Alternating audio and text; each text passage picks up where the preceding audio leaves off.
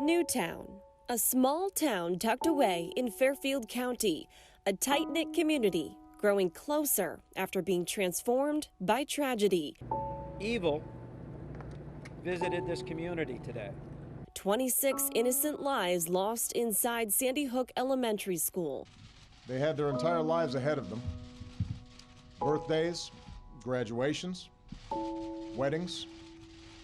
But the lives of those children and educators have not been forgotten. The tragedy affected all of us, not just the families who lost. Tonight, we honor and reflect on the day that shaped our state and our country. I think this town showed the world a lot, and we should be proud of what it showed the world. It's been a decade since that dark day in Connecticut, but we are still Sandy Hook strong 10 years later. December 14th marks a somber date in Connecticut history, and for the people of Newtown, it hits much closer to their hearts. Good evening, I'm Brent Harden. And I'm Jen Bernstein. 10 years have passed since the events at Sandy Hook Elementary School. 10 years since 26 children and adults lost their lives. Tonight, we reflect and remember those beautiful lives and show how the community is continuing to stay Sandy Hook strong. 10 years after the tragedy at Sandy Hook Elementary School, a public memorial is now open. A circular pool, water flowing counterclockwise, with the names of the 20 children and 6 adults carved in stone.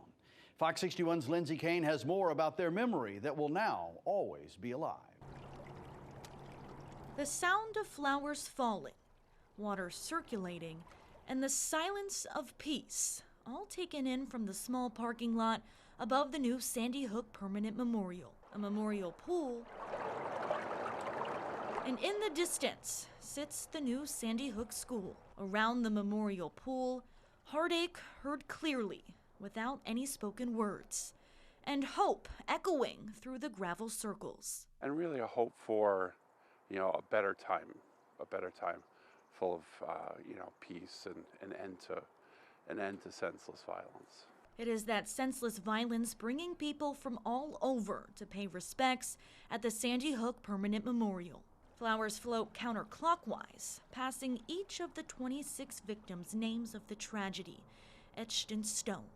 The memorial design pulls the flowers inward, circling a young sycamore tree, a symbol for the lives cut short and the memories that continue to grow. It's a small tree, and hopefully over time, over the years, it's going to grow and develop. And so, to me, that's really a hope for the future. And it really brought the memorial alive. It all of a sudden had this living aspect about it, beyond, the tree and the growth. Daniel Kraus is the chairman of the Sandy Hook Permanent Memorial Commission. For 9 years, the committee worked to make the memorial a place to reconnect and reflect. So far, the reaction has been really very, very positive. So, for me personally, it's a very heartwarming feeling to see it actually alive. Visitors are encouraged to leave a candle or a flower in the water, and the motion is a reminder that the victims' lives are intertwined with ours, and they will be forever.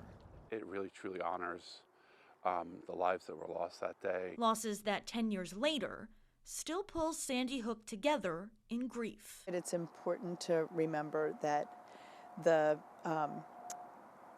tragedy affected all of us, not just the families who lost. Flowers float past Catherine Violet Hubbard's name. She was only 6 years old, with a love that to this day inspires others. She was quiet and she was somewhat reserved until you got to know her.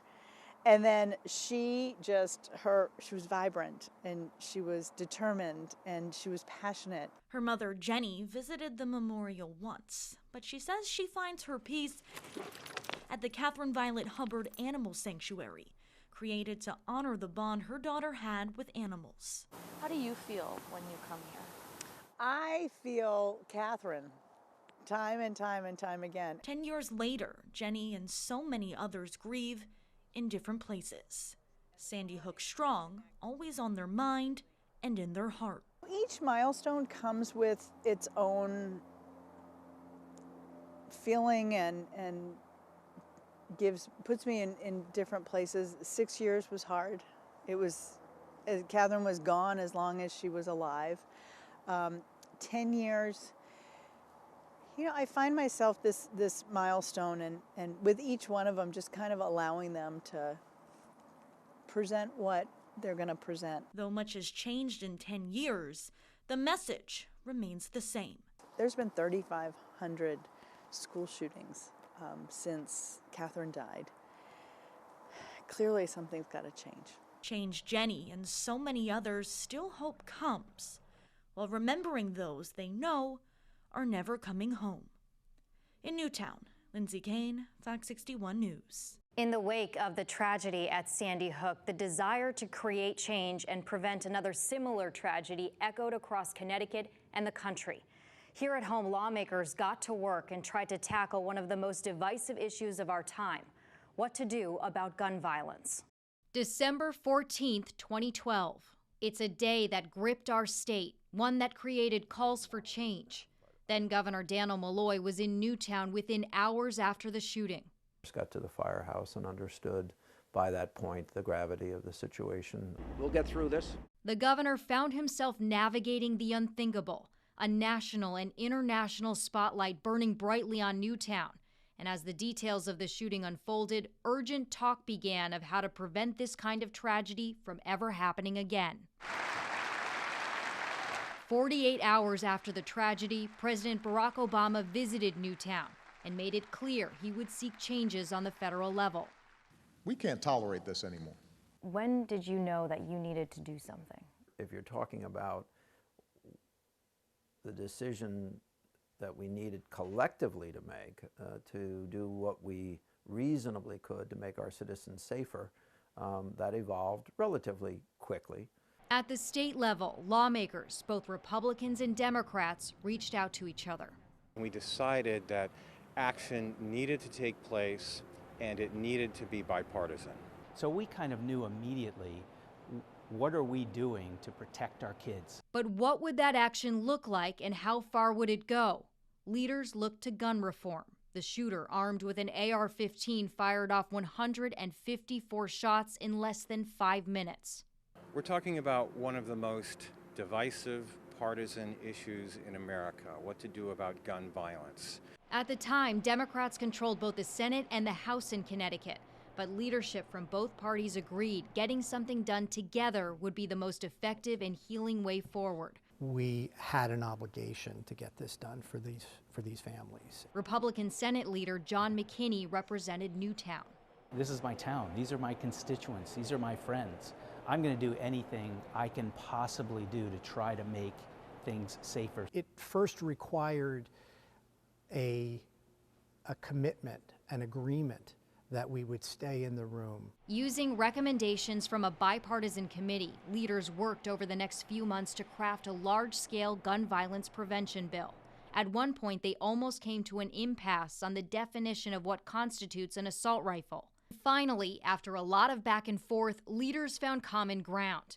The bill contained sweeping changes to Connecticut's gun laws. It strengthened Connecticut's assault weapons ban, banned high-capacity magazines, provided funding for enhanced school security, and provided additional money for mental health resources. It passed in early April with bipartisan support 4 months after the shooting.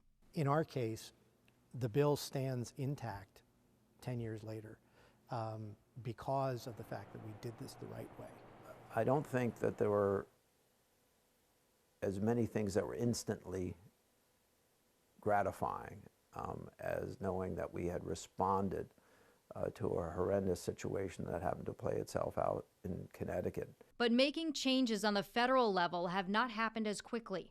Senator Chris Murphy has spent the last decade spearheading efforts to pass federal gun restrictions, becoming known for these. Wake up to the reality that these weapons are being used to murder. Rousing emotional speeches on the Senate floor, mass shooting after mass shooting. For me, the next 10 years was awful as a parent and as a legislator, as we, still couldn't get across the finish line in Washington. Until the tragic shooting at a Uvalde, Texas school this summer, one that brought back painful memories of Newtown. Within 30 days of the tragedy at Uvalde, Congress had passed the most significant piece of gun safety legislation in 30 years. 5 major changes to American gun laws, more background checks, more enforcement dollars. That happened because we organized, because of 10 years of work, much of it done by the families from Sandy Hook. And that work is far from done. We'll be right back at it next year. I think we have more political momentum now. If any good has come out of the Sandy Hook tragedy, it's the web of nonprofits and advocacy groups that sprang up in its wake. Newtown Action Alliance, the Honor Grace Project, Teachers Unify to End Gun Violence, and Sandy Hook Promise. With a staff of more than 100 people working across America, Sandy Hook Promise has already prevented hundreds of suicides and stopped nearly a dozen school shooting plots, erasing the headlines that could have been and giving hundreds of children and parents a future they might have lost. Well, tonight we meet a co-founder who lost her child at Sandy Hook and has dedicated her life ever since to saving as many other children as possible. Sandy Hook Promise started with a few members of the community who were so traumatized by what happened at Sandy Hook that weekend they got together and said, we need to do something. And when that group approached her with a concept, Nicole Hockley says she eagerly jumped on board. Nicole's son, 6-year-old Dylan Hockley, whom she calls her beautiful butterfly, was one of the 26 victims of the Sandy Hook tragedy. I just wanted to create change. I wanted to do something that would save lives. I wasn't totally, it was a concept.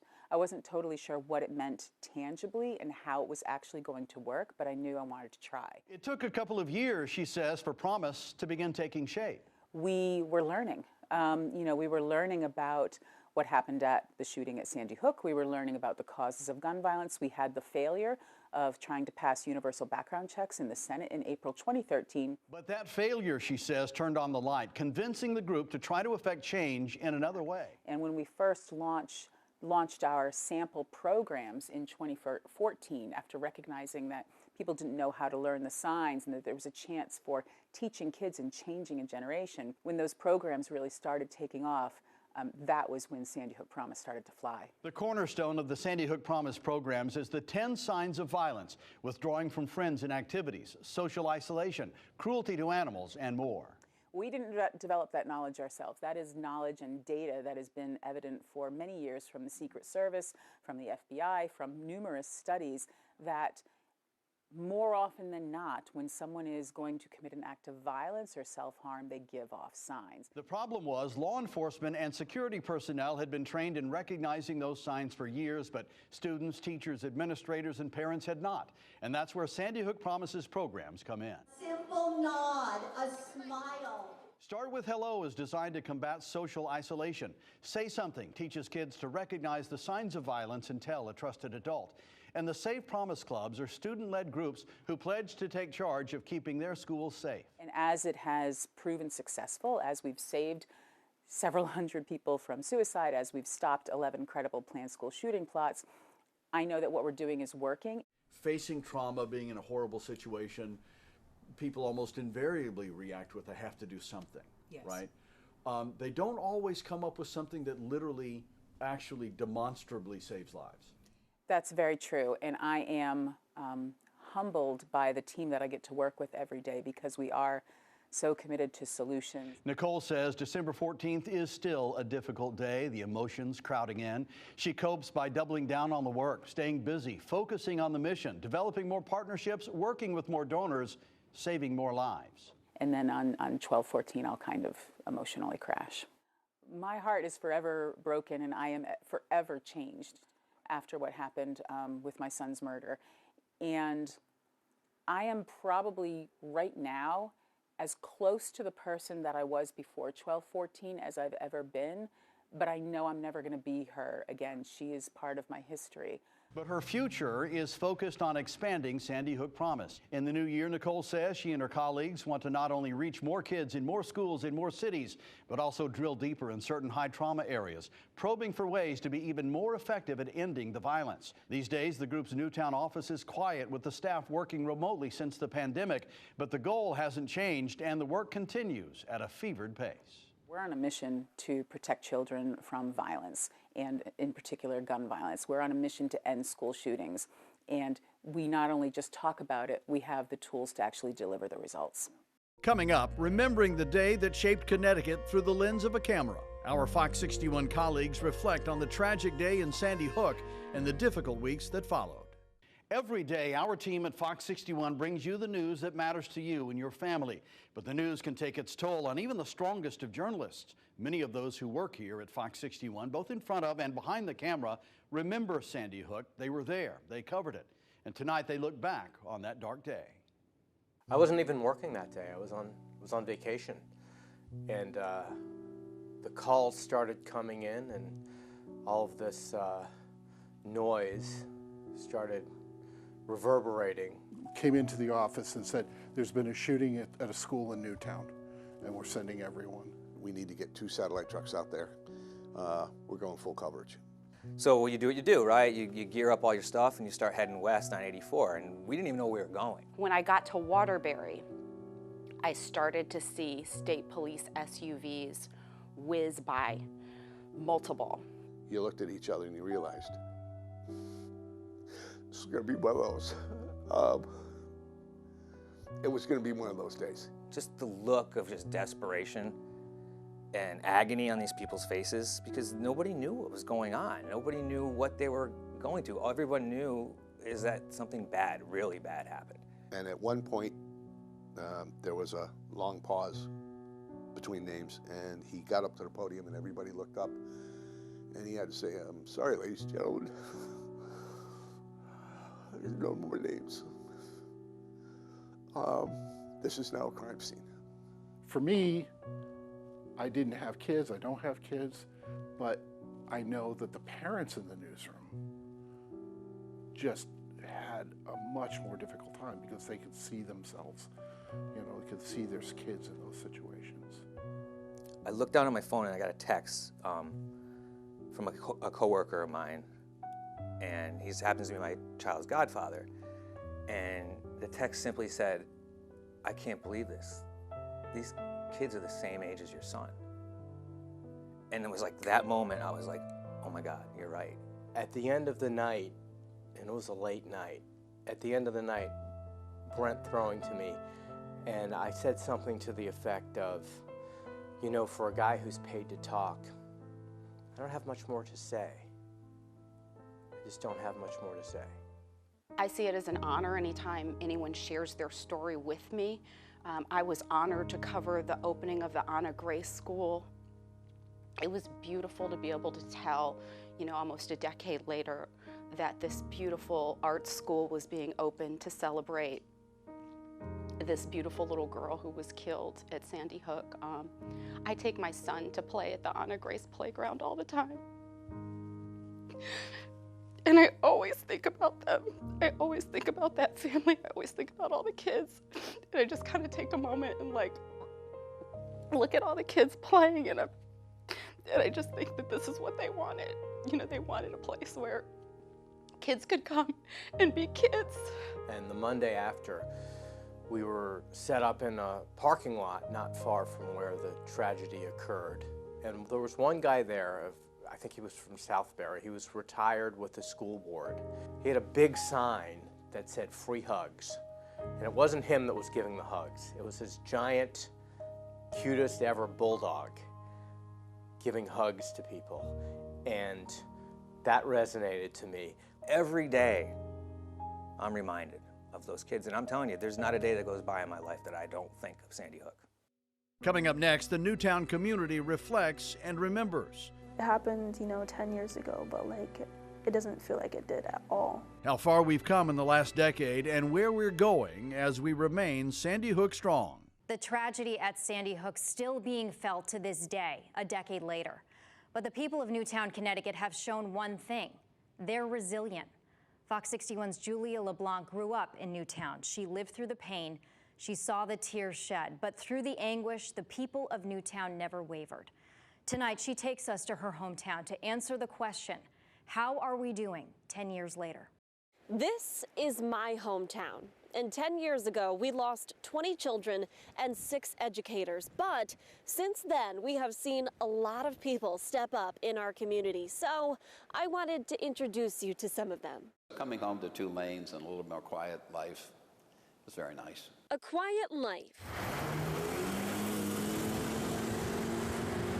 It's why so many people come here to Newtown. It's why Monsignor Bob Weiss will call this his forever home, long after he retires as pastor of St. Rose of Lima Church. I asked for an extension because I wanted to be here for the anniversary this year. And while he's here, Monsignor serves a much larger purpose. I really think the gift is presence.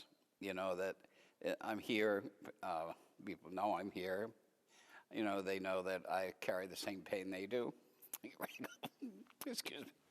That pain still raw 10 years later, but so is hope. The spirit of this town is still here. It's still infectious. You know, I can be at Starbucks and, you know, I'll go to pay and somebody says, no, the car behind you is paying for you. You know, I've been in CVS and somebody woke up to you and say, you know, geez, I know it was 10 years ago, but I never got a chance to say thanks to you. That spirit is still here. And so are the values that make Newtown so resilient. I think this town showed the world a lot. And, you know, we should be proud of what it showed the world. I think it was already part of us, you know, and because this town is by nature family. Hi, honey, how are you? How are you? Good, your hair looks beautiful. In this town, friends are family. And at this place, at Bagel Delight on Churchill Road, customers are comforting. It's like home. We see the same people every day. Eunice Laverty has been running this business with her family for 27 years. And though the bagels bring people here, Eunice keeps them coming back. I come here because I love Eunice. It's like family. After the tragedy, it's where many got a warm meal. It was just startling. It was just, you know, people were coming in and we were just struck. Struck by the loss. Now, Eunice honors them with two special items on the menu, the Grace McDonald and the Nelba. Nelba, who lost a daughter, and one of the kids who loved the grilled cheese with Russian dressing. That's my favorite. The Grace McDonald, yes. Ways to remember, while others are struggling to forget. It was just overwhelming, like a sense of fear. Like, I didn't know what was happening, but like I could sense something bad was happening. Serena Arokium is a Sandy Hook survivor. She was in 2nd grade at the time. It happened, you know, 10 years ago, but like it doesn't feel like it did at all.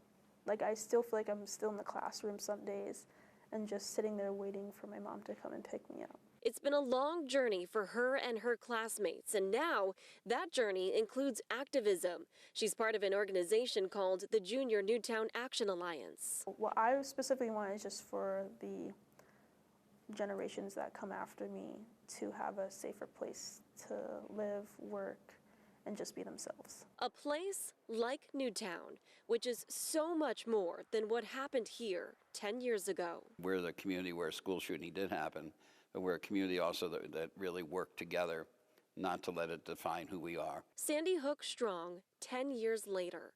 In Newtown, Julia LeBlanc, Fox 61 News.